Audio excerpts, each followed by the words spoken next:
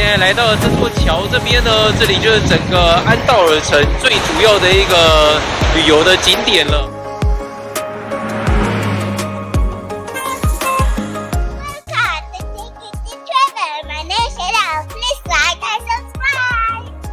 现在来到了我们在欧洲的第5个微型小国，也是最后一个了。这边是安道尔。那这个呢，它其实没有那么微型，算是还蛮大的，它有348平方公里，坐落在这个比利牛斯山的中心点的位置。那它刚好是夹缝在西班牙跟法国之间。我们今天就要带大家来看看整个这个安道尔的这个小城。那我们现在就在它的老城区这边了。那在安道尔这边呢，它从13世纪开始就一直是法国的自治区，一直到19、20世纪的时候，它才正式的建国安道尔这个国家。那我现在后方的这个就是它这里最古老的一间卡西亚教堂，它是在西元11世纪的时候就已经建立了。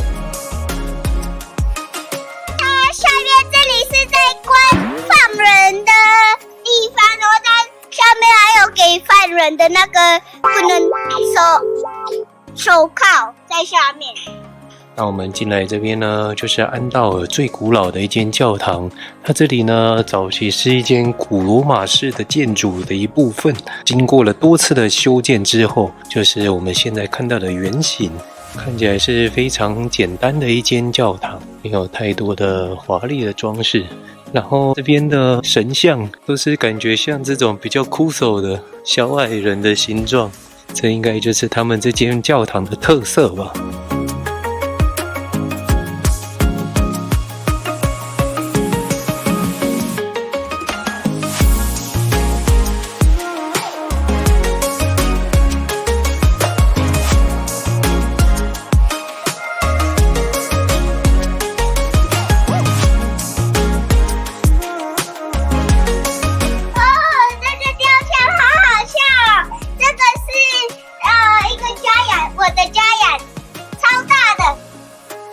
看起来还蛮像那个奥斯卡的颁奖的那个小金人。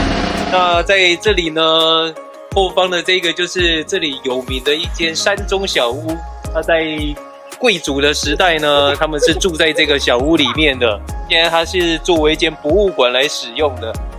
我们只有短短的2个小时在这边而已，就不带大家参观博物馆了。我会再放一些图片给大家看看，参考一下。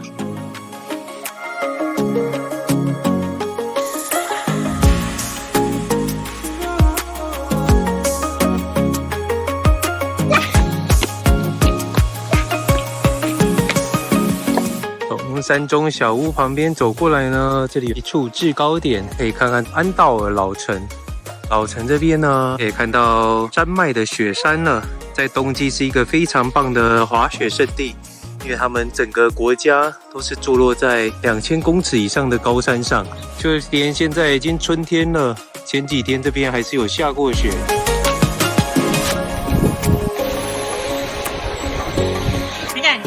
在这个小小的山城里，它的总人口不到9万人，但是它的整个城市的规模比我们之前看过的几个微型小国都还要大。这边感觉是比较繁荣的一个城市，人很多。然后我们现在在这一条就是最精华的地带，很多精品商家都在这一条路上。在这边呢，也有很多这种特别的主题餐厅。来到安道尔，不妨就留在这边用餐一下吧。